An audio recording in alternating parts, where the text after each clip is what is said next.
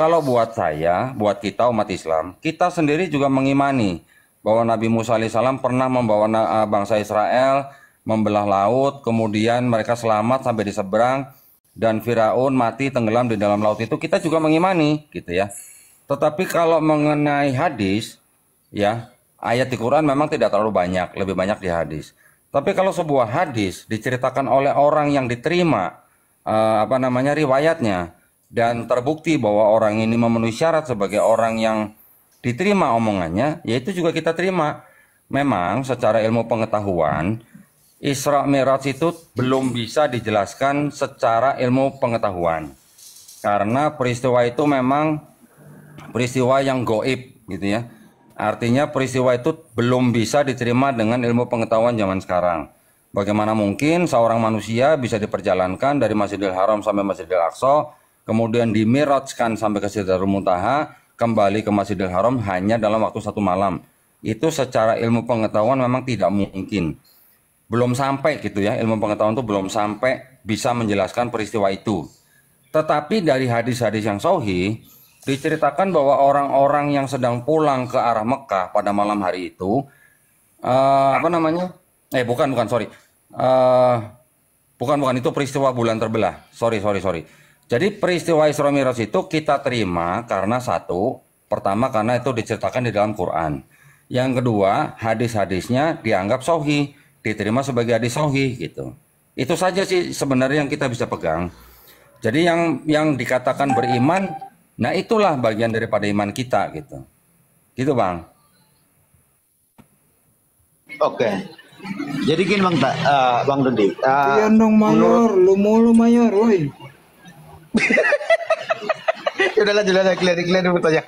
Ya. Tunggu 1 putaran Mayor. 1 putaran ya, biar nggak kepanjangan Mayor, gantian pelan-pelan. Iya, lanjut. Oke, lanjut.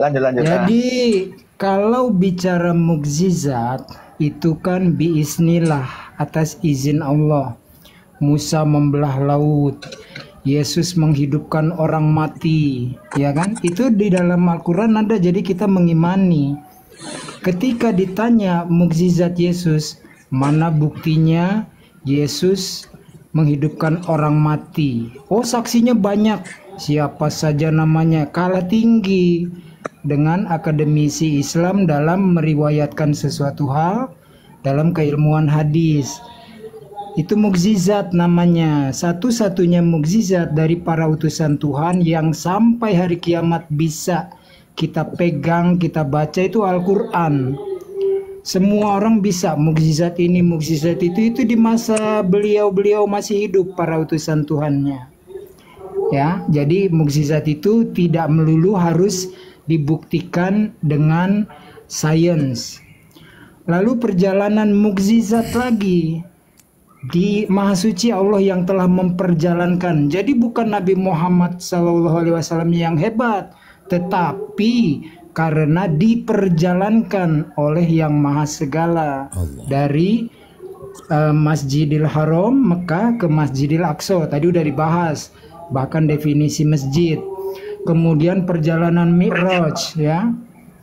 Nabi Muhammad SAW meriwayatkan sebuah hadis begini: terciptanya 7 lapis bumi dan 7 lapis langit. Bicara 7 lapis langit, bila diibaratkan itu hanya sebuah cincin yang dilemparkan ke gurun Sahara. Yang paling besar kan gurun Sahara nih, ya. Itu baru ketemu kursinya Allah, bukan kursi dalam bentuk materi seperti kita, ya. Semuanya gabungkan lagi, 7 lapis langit dengan ini, baratkan cincin, lempar ke padang Sahara. Nah, sekarang bisa dibuktikan dengan sains bahwasanya ujung langit ke satu saja manusia belum bisa menemukan.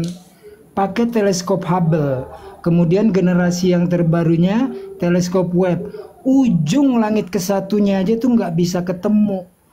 Lalu perjalanannya dengan buruk. Buruk itu digambarkan karena saking sulitnya manusia zaman sekarang aja sulit menerima, apalagi pada saat zaman Nabi Muhammad masih hidup bercerita kepada para sahabatnya. Buruk itu kecepatan cahaya. Manusia saat ini mengetahui bahwa yang paling cepat di alam semesta adalah kecepatan cahaya 300.000 km per detik. Bayangkan itu kecepatannya. Manusia mana yang gak akan musnah naik wahana dengan kecepatan seperti itu kalau tidak mendapat izin dari Allah. Nah, jadi kesimpulannya menutup putaran ini, tidak melulu bicara mukjizat Allah harus minta buktinya. Sama ketika aku bertanya gini, gantian kau Major, jangan bertanya mulu. Mana buktinya Yesus disalibkan? Karena ada yang bilang disalibkan di pohon, ada yang disalibkan di palang, ada yang disalibkan di seperti huruf T. Mana bukti palang salibnya mana? Kutanya kau. Ini sama Pak Acong nih, Pak Acong. Belum dibayar, tau gak? Berarti Kurang ajar kau, Major. Berarti Mana bukti palang salibnya mana? ini tokenya yang Panglong apa itu? Sumber Jaya itu ya? Inilah pemilik Panglong Sumber Jaya itu. Berapa? Major. Berapa utangnya? 8.750.000. Jangan kau tunjukkan dulu bonnya mana bonnya? Acong. Gimana kau mau Bang minta Acong, bon? Bang Udah Acong. gila kau minta bon kayu aja pun udah lapor. Bonnya Apalagi mana? bon. Enggak, itu ditulis pakai apa itu? Pakai berarti tulisannya apa pakai apa itu? Izin menceritakan nih. Aku sudah hasil 18 Teman-teman izin sebentar teman-teman. Assalamualaikum warahmatullahi Ya, wabarakatuh. Waalaikumsalam. Ya, kita sapa dulu Bang Hima, sudah datang. Iya, masya Allah, masya Allah. Karena Ini orang-orang hebat gak kumpul di sini, masya Allah. Masya Allah. Silakan sahabat-sahabat sekalian, ada guru-guru saya ini, Kodondi. Masya Allah, akhi, masya Allah. Iya kok. Selamat berjuang. Sudah menyelesaikan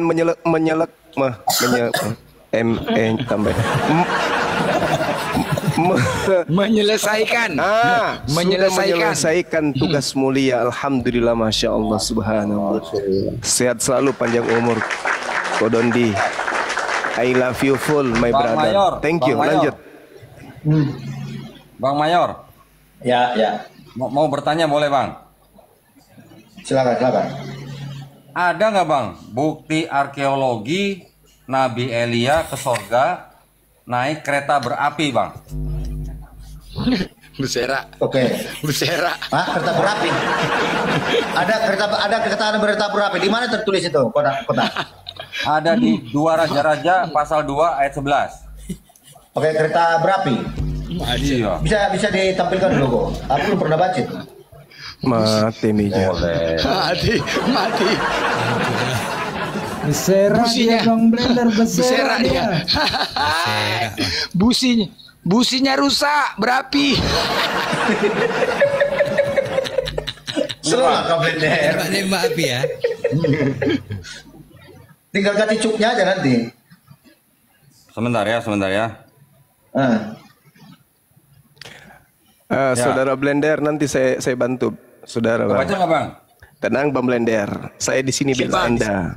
Sorry, Bang Blender pula. Mayor. Berkata-kata.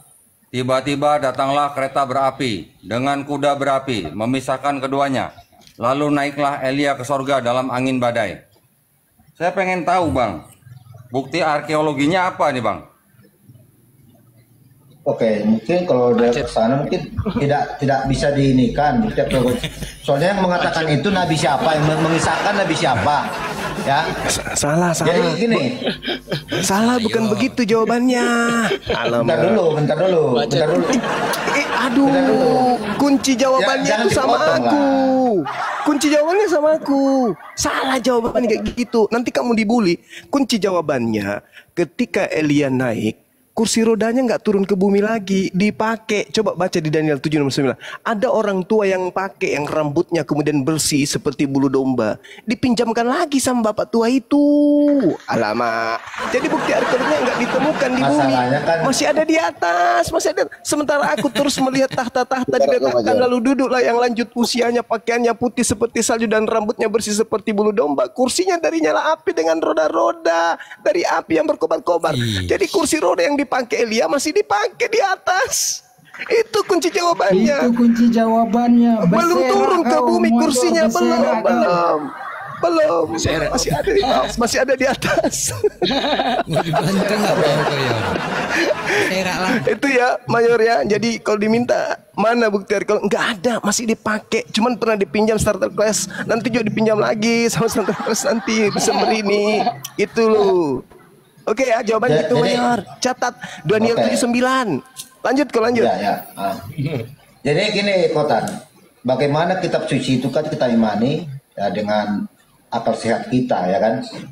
Itu buktinya kalau kita itu memahami apa kandungan daripada kitab yang kita imani. Contohnya di waktu Nabi Nuh mendirikan bahtera dia, dikatakan itu jauh sebelum Nabi Musa.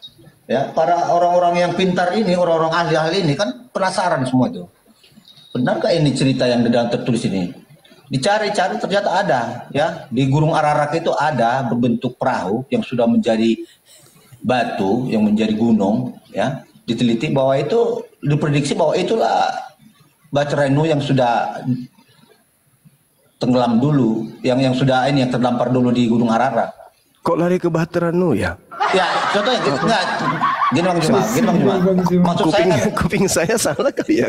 Lanjut kok. Ya, maksud saya gini, kita kan merujuk pada situs fakta sejarah yang tertulis pada kitab kita itu, ya. Contohnya tadi waktu Nabi Muhammad naik ke langit ke-7 menjemput perintah sholat, bagaimana menjelaskannya secara fakta sejarah. Tapi Kotan larinya tadi ke siapa tadi, Nabi Elia tadi naik kereta. Nah, ya ini juga perlu dibuktikan kan gitu. Jangan gitu aja kita terima. Apakah memang itu satu kisah nyata atau memang suatu cerita dongeng aja kan gitu. Pada cara memang sudah tertulis di kitab suci. Dan ini mungkin tugas-tugasnya para orang-orang pintar. Satu putaran boleh host? Silakan. Ustaz, ini putaran berserak Major, lanjutkan saja potong itu. Iya, aku bikin berserak-serak dia tercerai berai. Jadi Major ini masih bingung host antara peristiwa biasa, walaupun peristiwa besar ya, membangun bahtera yang sangat besar, tetapi itu bukan mukjizat ya. Kalau ada arkeologi menemukan bukti-bukti peninggalannya di Mount Judi, itu karena bukan mukjizat host, walaupun peristiwa besar. Sama dengan ketika Nabi Muhammad SAW berteduh di sebuah pohon, sampai sekarang pohonnya masih ada itu. Yang lainnya kering, gersang, kerontang sepanjang mata memandang. Hanya ada satu pohon di mana Nabi Muhammad ketika berdagang ikut pamannya pernah berteduh di pohon itu.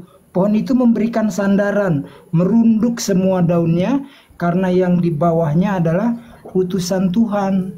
Itu kalau mau menyamakan apple to apple, jangan kau samakan bawang bombay dengan apel Malang. Berserak dia host, lanjut host. Oke. Jadi dalam artian ya, Anda bilang tadi ada pohon yang tempat berteduhnya Nabi Nuh. Di kitab terdahulu kan dijelaskan itu. Jangan menghujat Mayor.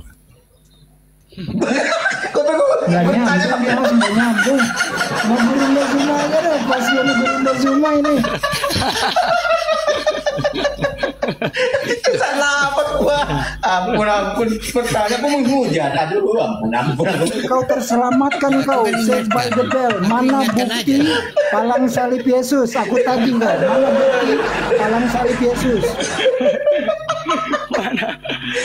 Ini harus hati-hati ngomong ini, dikit-dikit menghujat. Iya, Iyalah. Menghujat. ingatkan aja. Bertanya kau menghujat kau, hati-hati kau. Jangan salah. Congor kau, cakap sedikit menghujat. Hati-hati kau cakap sini. Dikepung kau, tangan kau diikat dua-duanya. Tangan kau, kaki kau diikat dua-duanya semua. Hati-hati kau. Ini sekarang Bang Mayor. cemana? Ya, Bang Mayor, mohon maaf Bang Mayor. Ya. Jadi Ya. bukti arkeologi Nabi Elia diangkat ke surga naik kereta berapi itu ada atau tidak ada Bang Mayor? Kalau secara fakta sejarah kan belum ditentukan, belum ada dibuktikan. Ya kita Yang saya tanya bukti pengumuman aja. arkeologinya ada atau tidak ada Bang Mayor? Belum setahu saya sekarang kan belum ada yang membuktikan itu. Kalau belum ada berarti akan ada.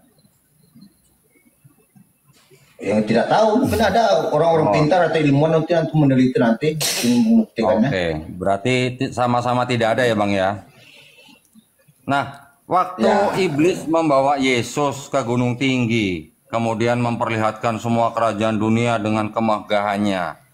Kemudian iblis bilang ke Yesus, semua itu akan kuberikan kepadamu jika engkau sujud menyembah aku.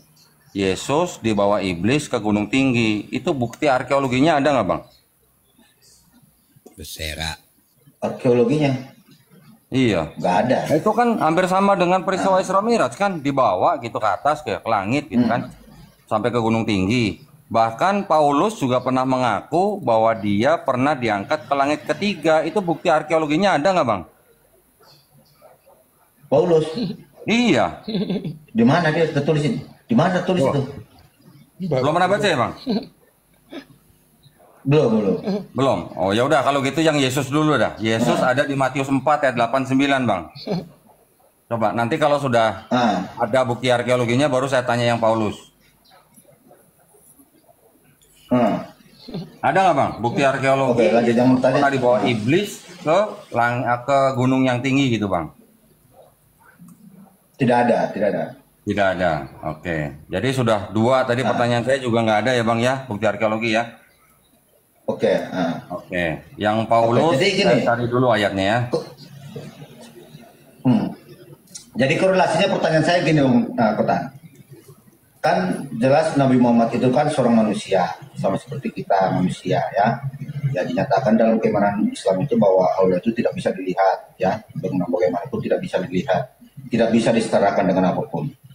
Tapi Nabi yang sudah membawakan ajaran Islam sudah menjumpai Tuhannya di langit ketujuh dan menerima perintah sholat, bertemu dengan para nabi. Nah, ini yang bikin saya ibaratnya ini sebenarnya peristiwa ini nyata atau gimana kan? Itu makanya saya bertanya. Ya. Kalau terkait dengan begitu, tadi Bang, Ilya mohon maaf, itu, Bang. Ya, kalau begitu menggunakan standar yang sama dengan Bang Mayor, bukti arkeologi Nabi Musa pernah berbicara dengan Tuhan di Gunung Sinai, bukti arkeologinya apa, Bang? Sama kan sebenarnya kan? Seorang nabi berbicara dengan Tuhan, ya kan? Face to face, ya walaupun ada hijab atau tidak ada hijab. Sekarang bukti arkeologinya Nabi Musa pernah berbicara dengan Tuhan di Gunung Sinai itu apa? Ada nggak Bang? Oke, kalau itu kan langsung Musa sendiri yang mengisahkan bahwa dia itu mengalami. Iya, yang saya tanya Tuhan. bukti arkeologinya Bang, Pas ada itu- nggak Bang? Iya, ya bukti arkeologinya Gunung Sinai lah. Baru dikatakan Iya, sekarang bukti kan di Gunung Sinai. arkeologinya ada nggak Gunung Bang? Sinai lah. Bukti arkeologinya. Bukti sejarahnya. Hah?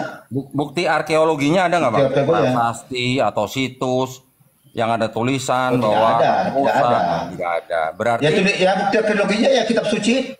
Bukti Nah. arkeologinya ya kitab suci. Bagaimana Musa nah, menuliskan itu kitab berarti itu? jawabannya itu Untuk juga menulis- Bang. Ketika Bang nanya bukti arkeologinya Nabi Muhammad SAW di Isra dan Miraj kan, bukti arkeologinya apa? Nah kalau Bang Mayor bertanya seperti itu, Bang Mayor juga harus bisa menyediakan bukti arkeologi Nabi Musa pernah berbicara dengan Tuhan di Gunung Sinai. Bang Mayor juga harus bisa menyediakan bukti arkeologi Nabi Elia pernah diangkat ke surga naik kereta berapi, atau juga Yesus pernah dibawa ke gunung tinggi oleh iblis, atau juga Paulus pernah ke langit ketiga. Itu bukti arkeologinya Bang cari dulu. Kalau ada Abang baru tanya Nabi Muhammad SAW pernah Isra Miraj, bukti arkeologinya apa gitu Bang. Oke, jadi gini Kotan, kan itu berbeda.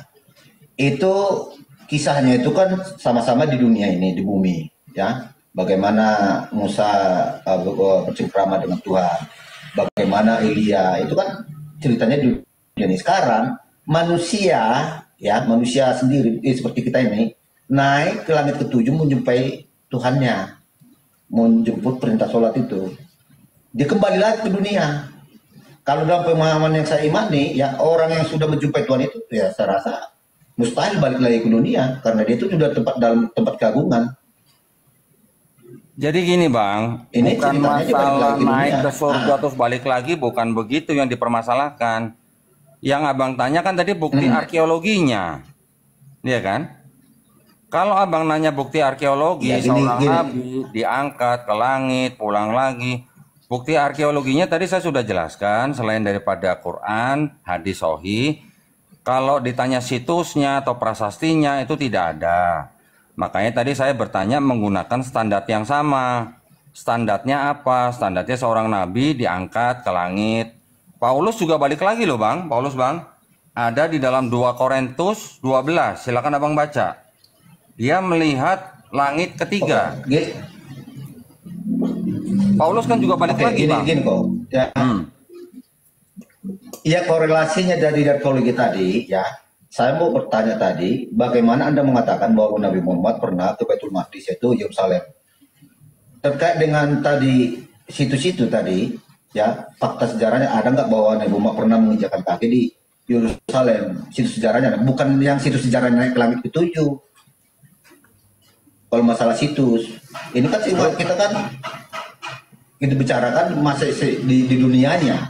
Kalau memang Nabi Muhammad adalah dalam sejarah pernah menginjakkan kaki di Yerusalem atau Baitul Maqdis itu, ada nggak situs sejarah yang bisa kita lihat untuk Saya tadi sudah jawab tidak ada Bang. Saya sudah jawab tidak ada. Sekarang kalau Bang Mayor beralih lagi standarnya perjalanan dari Mekah ke Masjidil Aqsa, terus ke Bang Mayor tanya arkeologinya ada atau enggak? Ya saya juga tanya. Ketika Yesus diangkat ke gunung tinggi oleh iblis, ya kemudian diuji kalau mau menyembah iblis, maka akan diserahkan semua kerajaan dunia itu oleh iblis kepada Yesus. Itu kan sama juga berarti standarnya, itu masih di bumi loh itu Bang, belum ke langit loh itu, baru ke gunung yang tinggi loh. Nah bukti arkeologinya ada nggak Yesus dibawa oleh iblis? Kan sama standarnya. Kalau Abang mau bertanya bukti arkeologi dari Mekah ke Yerusalem, bukti arkeologinya ada atau enggak, atau dari Yerusalem ke Sidratul Muntaha terus balik lagi ke Mekah, bukti arkeologinya ada enggak? Saya punya pertanyaan yang sama dengan Bang Mayor. Tunjukkan bukti arkeologi Yesus pernah dibawa ke gunung tinggi, itu masih di bumi, masih di tempat yang sama-sama di bumi. Kalau Paulus ke langit yang ketiga, bukti arkeologinya ada atau enggak? Kalau tadi Bang Mayor juga bilang ada seorang nabi bicara dengan Tuhannya, saya minta bukti arkeologi Nabi Musa bicara dengan Tuhan di Gunung Sinai. Nah kan begitu jadinya, sama standarnya saya menggunakan standar yang sama dengan Bang Mayor. Nah kalau Bang Mayor tidak bisa menyediakan bukti arkeologi dari 4 contoh yang tadi saya kasih, Bang Mayor rasanya perlu belajar lagi standarnya bukti arkeologi itu untuk apa saja gitu. Sekarang saya juga punya pertanyaan begini Bang. Bang Mayor tahu nggak kalau bumi itu punya garis orbit?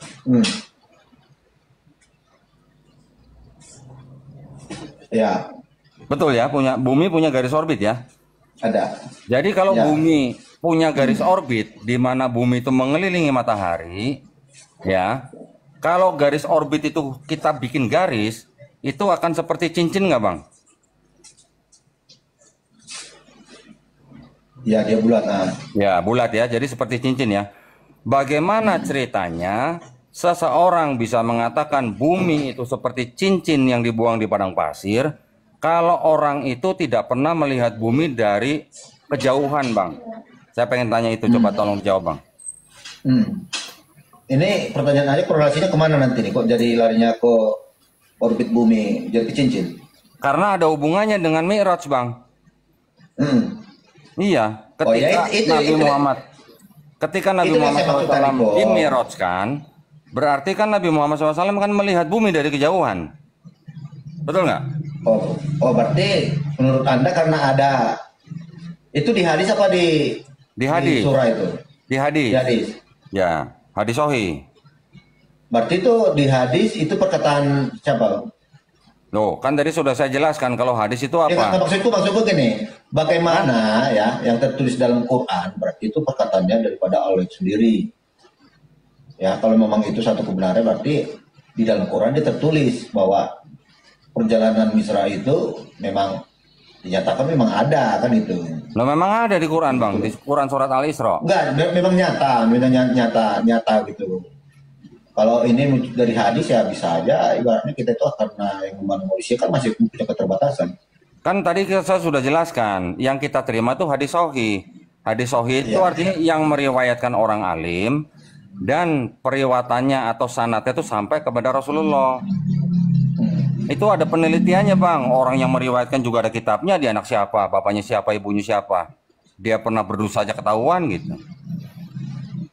Orang alim ini menyaksikan nggak kalau Nabi itu naik ke langit itu? Tidak menyaksikan, tapi dia mendengar dari Nabi. Oh, mendengar. Berarti tidak Iya, ada yang melihat berarti waktu dia Israel. tidak ada. Nah, kalau yang melihat Paulus ke langit ketiga siapa, Bang? Jangan itu jangan selalu satu-satu lah. Jangan Oh, enggak, kita harus pakai standar yang sama. Iya maksud saya. Standar yang sama, Bang. Jangan Kalau langsung orang nanya dulu. yang meriwayatkan di hadis itu pernah melihat atau tidak, saya juga bisa bertanya, Paulus ke langit ketiga siapa yang menyaksikan? Iya, jadi gini Kotan. Kalau menurut pemahaman Anda ya, Hmm. sekarang kan ini udah Anda imani ya. Ini dalam bentuk mimpi atau dalam bentuk real nyata gitu kisahnya. Yang mana? Yang mana? Yang Isra Mi'raj. Yang Misra itu ya. Yang Isra Mi'raj itu bukan dalam bentuk mimpi, dalam bentuk nyata. Nyata. Nah, kalau Yesus diangkat ke gunung tinggi itu mimpi atau nyata, Bang? Oh, itu nyata. Nyata. Yang saksikan siapa yang melihat? Hmm? Yang melihat siapa? Yang melihat ya dia sendiri. Iya. Siapa? Dia sendiri. Yesus sendiri. Nah, terus yang nulis di Matius siapa? Apa Yesus juga yang nulis? Itu kesaksian dia lah. Iya, yang nulis di Matius siapa? Yesus bukan? Bukan lah. Nah, kalau bukan yang menulis melihat nggak Yesus diangkat ke gunung yang tinggi? Ya itu kan menurut kesaksian dia, wah itu yang tertulis. Kesaksian yang menulis atau kesaksian Yesus? Contohnya gini, Kotan. Enggak, kesaksian yang menulis atau kesaksian Yesus, Bang, itu, ya, Bang? Gini, Kotan. Seorang wartawan tidak serta-merta harus ada di tempat kejadian dia menulis suatu berita. Nah, dia melihat nggak? Yang menulis itu melihat nggak Yesus diangkat ke gunung yang tinggi? Ya tidak. Nah, ya sama Tapi saja. bagaimana- Kan sama saja. Iya, Tadi sekarang Abang gini, bertanya, yang meriwayatkan hadis bagaimana- itu melihat tidak? Ya tidak. Tapi dia mendengar Bagaimana tapi gini, dia Kotan, mendengar dari bagaimana- Rasulullah. Tapi kalau yang menulis di Matius, apakah dia mendengar dari Yesus? Jadi gini, satu berita itu contohnya ditulis seorang wartawan. Tidak harus ibaratnya wartawan itu menyaksikan suatu kejadian baru dia Iya. satu berita, kan itu. Iya. Yang menulis di Matius itu mendengar dari Yesus atau tidak? Iyalah kesaksian bahwa itu Yesus itu pernah ya dibawa oleh iblis ke satu gunung. Jadi yang menulis di Matius mendengar langsung dari Yesus. Iyalah, Hah? ya. Iya. Yang menulis Matius siapa, Bang? Yang menulis Matius siapa? Matius. Iya. Hmm.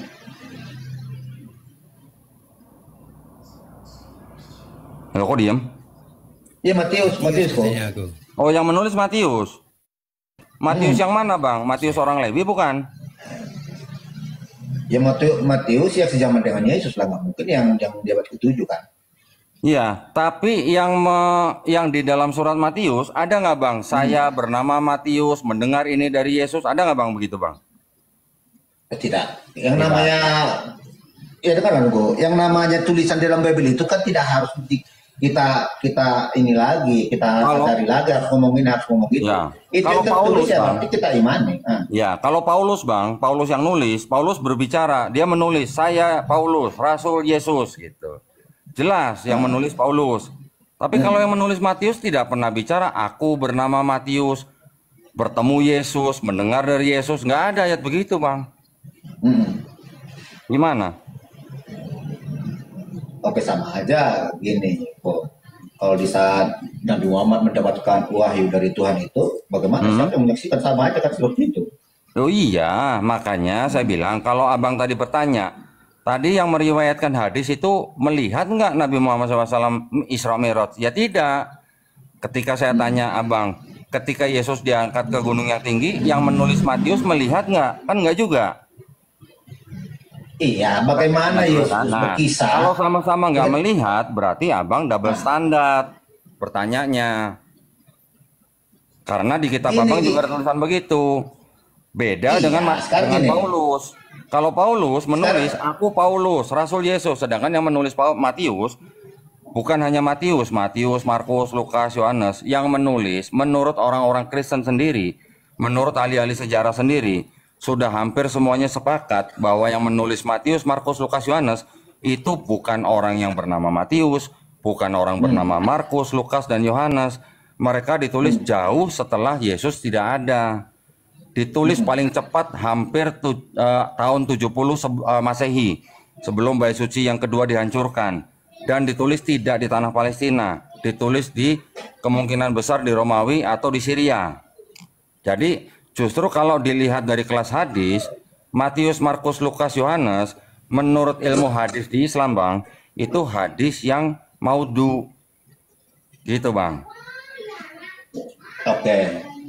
Jadi gini Kotan, kalau Anda meragukan bahwa Matius itu bukanlah bagian daripada masanya Yesus, Lukas, Markus bukan.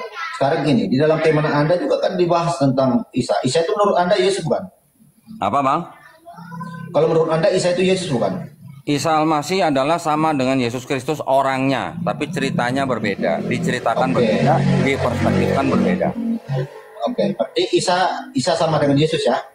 Iya, orangnya ya, profilnya, sosoknya sama. Iyalah, oke, terlepas dari ceritanya ya. Oke, jadi gini, kok di dalam kisah dalam Quran kan dinyatakan bahwa di sana juga Isa itu mempunyai murid-murid juga, Hawariun ya. Iya. Oke, ada nggak Hawariun menuliskan tentang Isa itu di masa hidupnya? Tidak ada. Tidak ada. Jadi Injil yang dimaksud dalam yang diberikan Allah itu apa yang diberikan kepada Nabi Isa?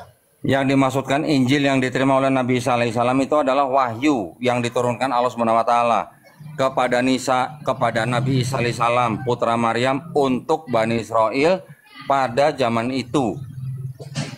Itu yang dimaksud dengan Injil. Oke, Injilnya bisa nggak kita temukan sekarang Injil itu yang diberikan, yang diwahyukan Allah itu kepada Nabi Isa? Kalau sebagian daripada pesan-pesan di dalam Injil bisa kita baca di Quran. Tapi kalau yang disebut dengan wahyu itu ada di dalam kolbunya Nabi Isa alaihissalam. Dan karena Nabi Isa alaihissalam sudah diangkat Allah Subhanahu wa taala, maka wahyu itu bersama-sama dengan Nabi Isa alaihissalam. Oh, gitu pula ya? Iya. Jadi sama kayak Yohanes 1 ayat 1 juga diceritanya. Oh enggak, beda. Hah? Kayak Yohanes 1 ayat 1 kan dikatakan firman bersama dengan Allah kan. Firman itu pada mulanya kan, Bang ya? Iya, paruh A. Jadi maksud katanya saya, Yesus Alfa Omega bukan, Bang? Bentar dulu. Kita jangan melompat dulu, Kotan. Loh, Gini. Abang Jadi larinya ke kalau- Yohanes 1:1 gitu. Iya, kan? sekarang Pada mulanya gini. kenapa bentar dulu? Ya, ntar dulu. Kalau Anda meragukan apa yang ditulis oleh penulis Injil yaitu Markus, Lukas, Yohanes, ya, bagaimana Anda menyatakan bahwa ada Injil? Anda bilang ada yang diwahyukan Allah kepada Nabi Isa. Jadi Injil Ya. itu yang mana? Iya, namanya wahyu itu apa, Bang? Namanya wahyu itu apa? Oke, perkataan Tuhan. Perkataan Tuhan yang diberikan kepada salah seorang nabi kan? Iya. Ya, kalau nabinya itu meninggal, wahyunya kemana, Bang? Iya, sekarang gini, maksud saya gini. Kalau kita kan jangan bicara dulu ke yang lain. Kita bicara entar Isa dan Isa Yesus ini dulu. Iya. Kan jelas-jelas dalam kitab terdahulu Injil ya, kitab Taurat, Mazmur, Injil, ya jelas-jelas mengatakan di sana ada kitab Markus, Lukas, Yohanes. Nah, itu dinyatakan bahwa itu adalah Injil. Nah, gini, Sekarang Bang. Anda Gini. Anda mau membantai itu bukan Injil. Bahwa itu ditulis di Roma ya, Pak. Saya berani bilang bahwa itu bukan Injil yang diterima oleh Nabi Isa alaihissalam. Nah, saya mau bertanya sama Bang Mayor. Yang pertama kali memberi nama Matius, Markus, Lukas, Yohanes itu siapa, Bang? Kepada siapa? Kepada 4 kitab itu. Ya kami tahunya dari kitab suci itu saja, namanya itu Lukas. Iya, Yohanes. yang pertama kali memberi nama Matius, Markus, Lukas, Yohanes itu siapa, Bang? Oh, saya Kan tidak pasti tahu. ada orang yang pertama kali memberi nama itu gitu. Ya jelas namanya kan itu murid Yesus. Yang itu kan Yohanes, Markus kan murid Yesus. Enggak, yang menamakan kitab Matius, Markus, Lukas, Yohanes itu siapa? Abang nggak tahu? Ya karena itu berdasarkan kesaksian dari sang penulis ya itu dinyatakan nama dia menjadi Nama kan nggak ada. Aku bernama Matius, aku bernama Markus, aku bernama Lukas, aku bernama Yohanes, kan nggak ada di 4 kitab itu. Oke, sekarang Terus gini, yang Bro. akhirnya memberi nama 4 kitab itu siapa orangnya, Bang? Oke. Kalau untuk nama itu sudah jelas ya. Jauh sebelum Yesus pun mengangkat mereka jadi murid, itu sudah menjadi nama mereka. Contohnya Yohanes, ya, Markus, Lukas. Enggak, yang saya tanya, Itu bagian yang dari- memberi nama kitab itu Matius, Markus, Lukas, Yohanes yang pertama kali itu siapa, Bang? Ya orang yang mengumpulkan kesaksian daripada Markus itu. Mana Itu ayatnya? kesaksian Aku bernama Yesus. Matius, aku bernama Markus. Ada ayatnya? Oke, jadi gini aja. Kalau memang Anda bisa, coba Anda sebut kalau nama-nama Hawariun itu siapa?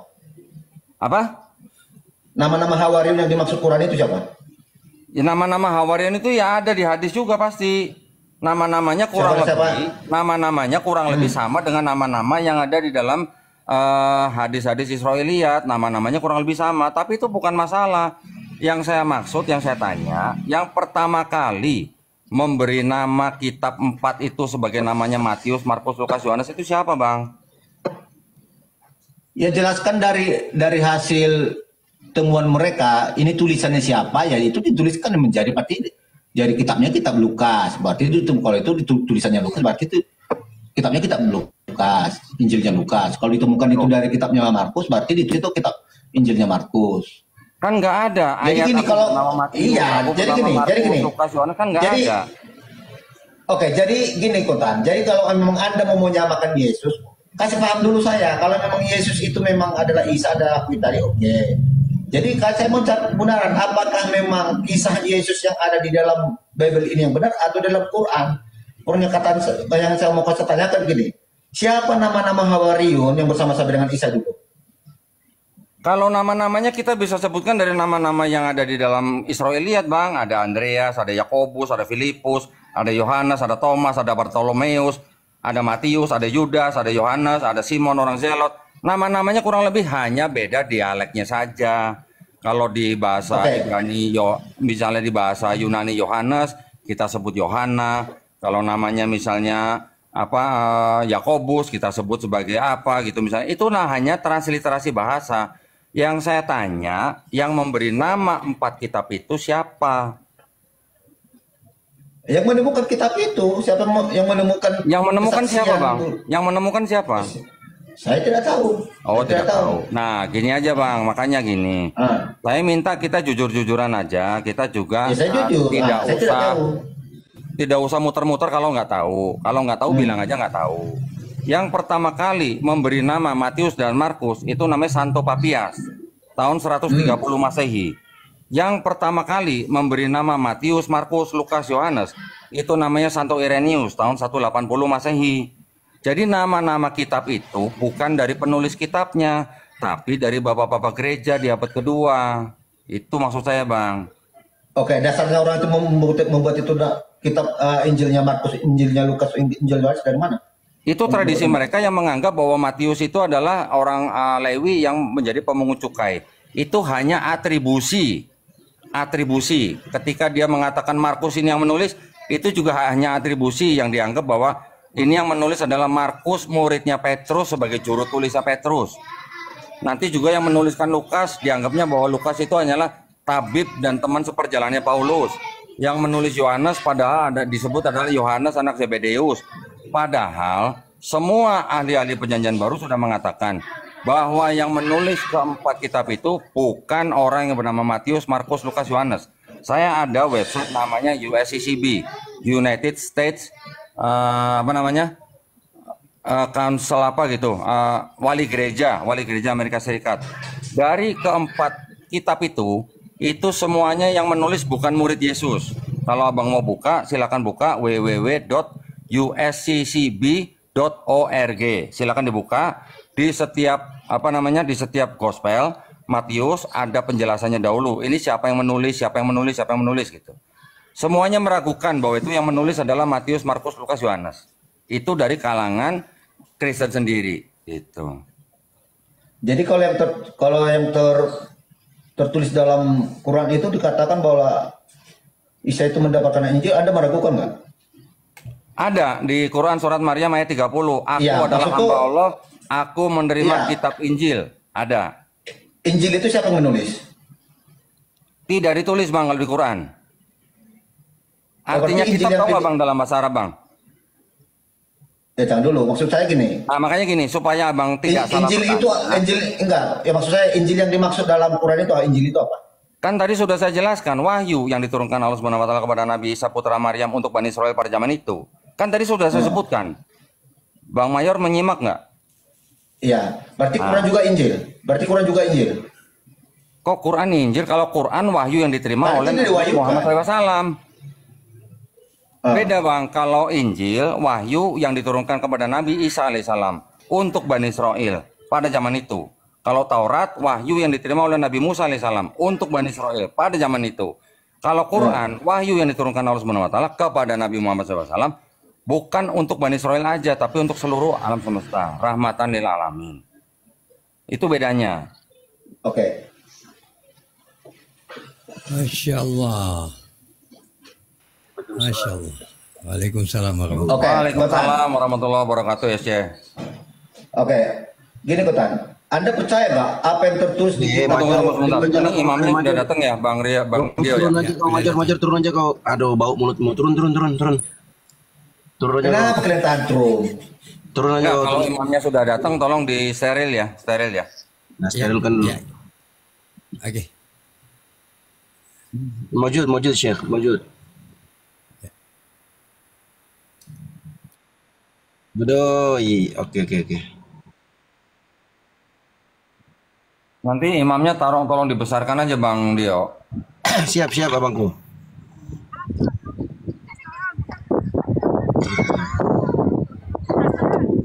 Masya Allah. Teman-teman direkam ya. على سيدنا محمد أكبر يعني أكبر الصورة أكبر من بسم الله Nah, الله أكبر بسم الله الله أكبر Syekh, ما هذا؟ قبة الصخرة أخي أنا أريد أن أخي بلندر أن يكبر الصورة أكبر من ذلك.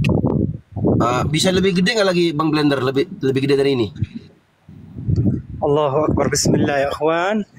Komalnya bisa lebih gede. صلى الله عليه وسلم من هنا أسر النبي صلى الله عليه وسلم. نعم أكبر من ذلك أخي بارك الله فيك. انتظر يا شيخ. بسم الله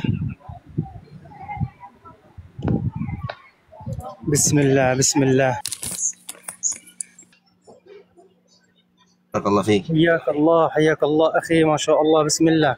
نعم لا الصورة كبيرة. نعم أبدل صورتي. Nah, digedein Syekhnya, Bang Blender. نعم كذلك بسم الله. الله أكبر. لا أخي أعدها.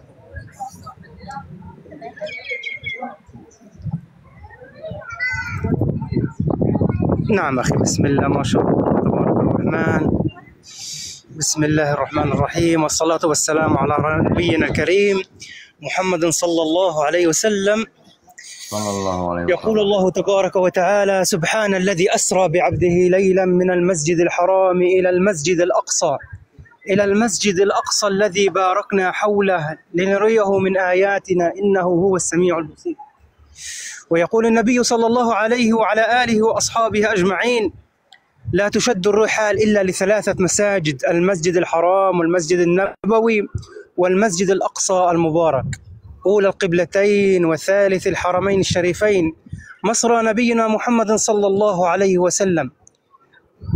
هنا معقل الخلافة الإسلامية، هنا معقل الدين، معقل إن شاء الله المهدي عليه السلام.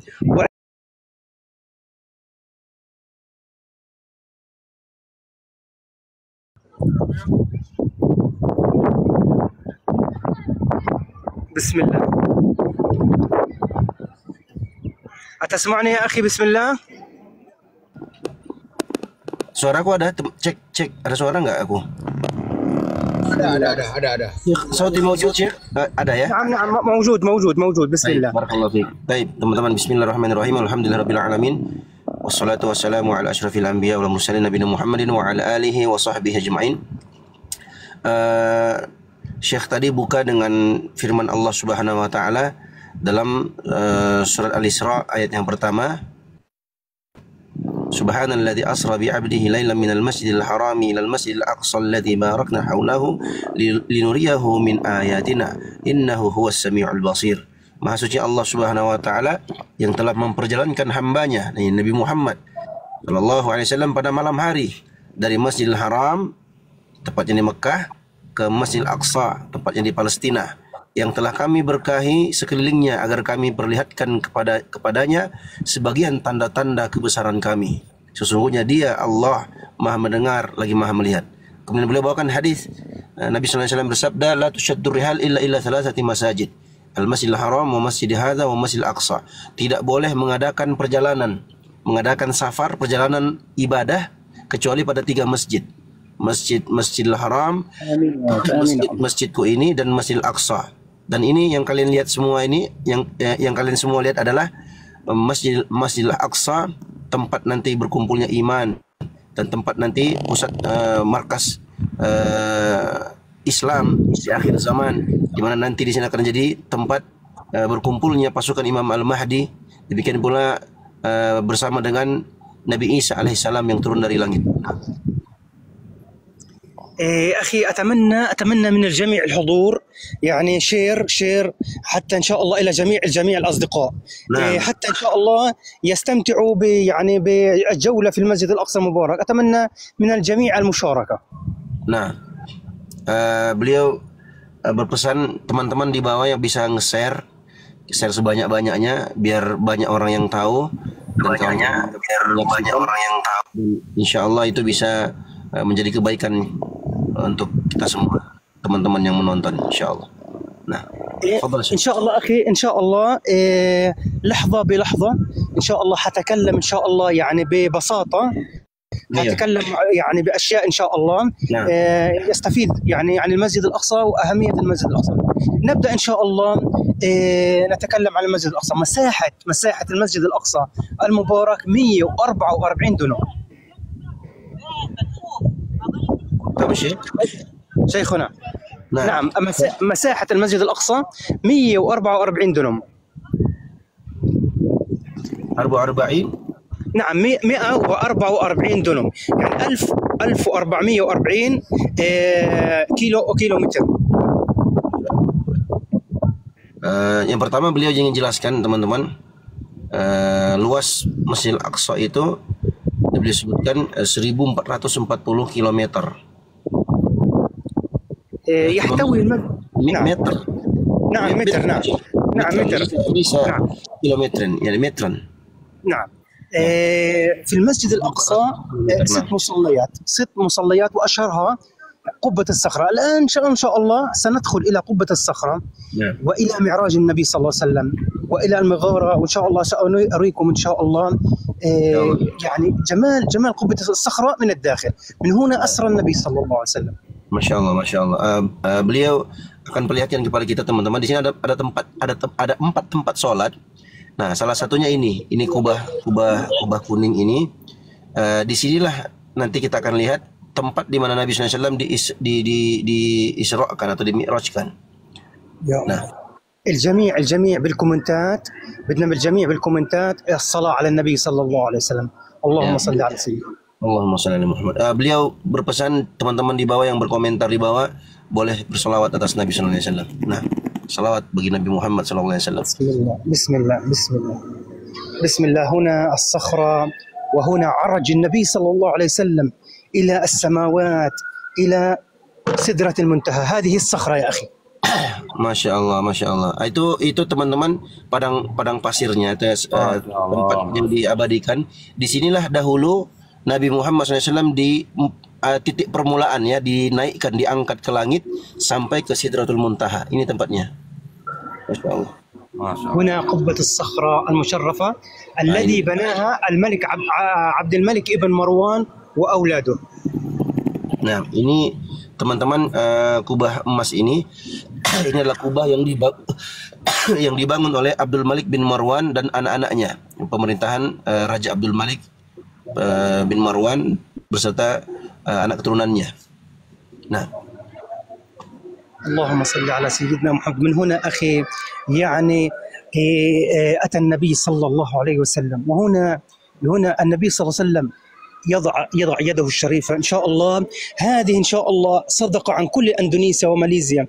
هنا إن شاء الله نضع يدنا إن شاء الله عن كل الأخوة الموجودين في هذا اللايف عن صدقاتهم، عن يعني عن اولادهم، عن نسائهم، عن كل من ان شاء الله بنيه ان شاء الله الفرج ان شاء الله. بسم الله بسم الله بسم الله بسم الله بسم الله بسم الله.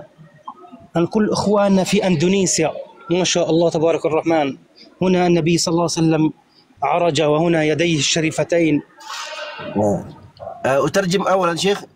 نعم تفضل تفضل. Ya, teman-teman, untuk semua saudara-saudariku, kata beliau, dari Malaysia, dari Indonesia, dan semua kalian yang ada di sini, di situ tempat yang beliau tadi itu, tangannya itu masukkan ke dalam lubang itu, Nabi SAW pernah masukkan tangannya ke situ.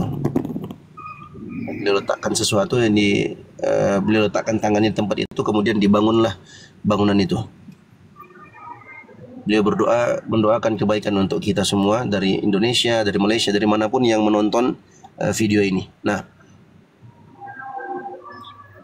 صاضع يعني الكاميرا هي يعني بعد يعني هيك حتى ترون جمال. بالأعلى مكتوب مولانا السلطان الملك المعظم صلاح الدين الأيوبي محرر المسجد الأقصى من أيادي الصليبيين. Masya Allah. Di situ teman-teman itu tertulis itu di atas, cuman nggak kelihatannya. Itu tertulis nama Salahuddin Al-Ayyubi. Beliau adalah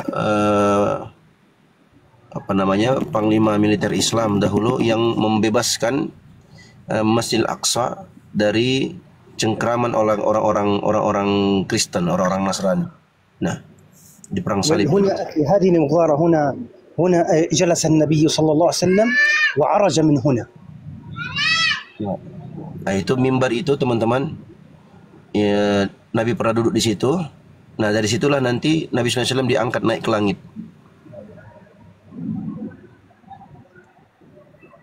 Nah, أخي كل ما ترى من هذه الأشكال الذهبية هي يعني ذهب خالص 100%. Masya Allah. Teman-teman, yang kalian lihat ini, kata beliau, yang kalian lihat ini, yang warna emas itu emas murni 100%. Ya, bukan campuran. Itu yang kita lihat ini itu emas murni semua ini, di dinding-dindingnya, kubah dan segala macamnya. Nah, ما شاء الله جمال قبة الصخرة من الداخل وعظمة هذا المكان. مكان يعني فيه بركات وفيه خيرات، ومن هنا يعني يستجاب الدعاء كما بين النبي صلى الله عليه وسلم بعدة أحاديث، وأن المسجد الأقصى هي يعني قطعة من الجنة. Nah, di sini kata beliau, yang kalian lihat ini, inilah keindahan Masjidil Aqsa dari dalamnya.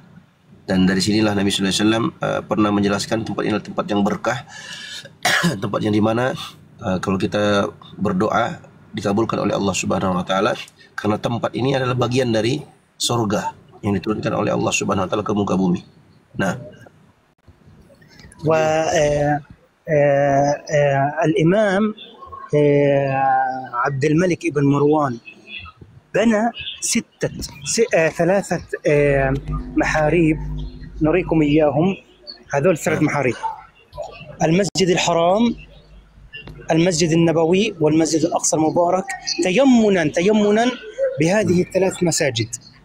Masya Allah. Itu teman-teman, tiang-tiang itu dibangun oleh Raja Abdul Malik bin Marwan, penguasa di waktu itu, penguasa Muslim. Yang sebelah kanan, paling kanan itu Masjidil Haram, yang tengah itu Masjid Nabawi, dan yang di ujung kiri itu Masjid Al-Aqsa. Beliau kumpulkan tiga-tiganya di situ sesuai dengan hadis yang disebut oleh Nabi sallallahu alaihi wasallam. اللهم صل على سيدنا محمد. إن شاء الله ننطلق إن شاء الله إلى المسجد القبلي الذي يوجد فيه يعني منبر ويعني محراب صلاح الدين الأيوبي، وبعض الأماكن ما شاء الله، الجامع المسجد الأقصى. يعني الحمد لله بفضل الله تبارك وتعالى كما ترون، يعني المسجد ممتلئ الحمد لله رب العالمين. كما ترون بالمصلين الحمد لله يشدون الرحال إلى هذه الأرض المقدسة. Nah, Bang Dio, bentar bang, izin bang, Kalau bisa saya ini berdiri di depan saf, berdiri sebentar, bisa nggak bang? Di safnya itu, ingin merasakan sholat itu. Oh Sebentar. iya iya. Bisa nggak, Syekh, Syekh, نعم طلب إخواننا يطلب يعني ممكن أن تقف في المسجد يعني كأنك تصلي في الداخل آنفا في الداخل. نعم عشان هم يطلبون أنكم تقوم في الداخل كأنكم تصلوا هناك ممكن. نعم يعني نصلي ركعتين إن شاء الله عن أصدقائنا في أندونيسيا إن شاء الله. Baik, beliau akan sholat 2 rakaat di situ. Ini إن شاء الله semua Oh, masya Allah. karena Allah ya Tuhan. Masya Allah, masya Allah. Allahumma sholli ala sayyidina.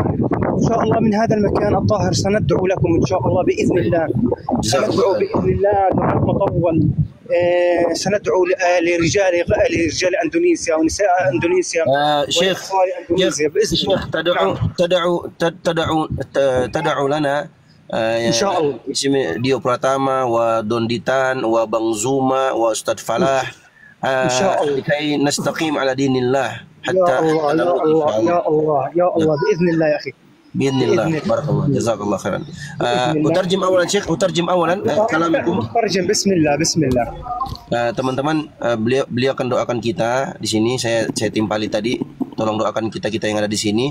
Ada Bang Blender, Dio Pratama, Kodonditan, Bang Zuma, Ustaz Falah dan kawan-kawan yang ada di bawah semuanya agar kita semua istiqomah di atas agamanya. Amin. Sampai kita meninggal.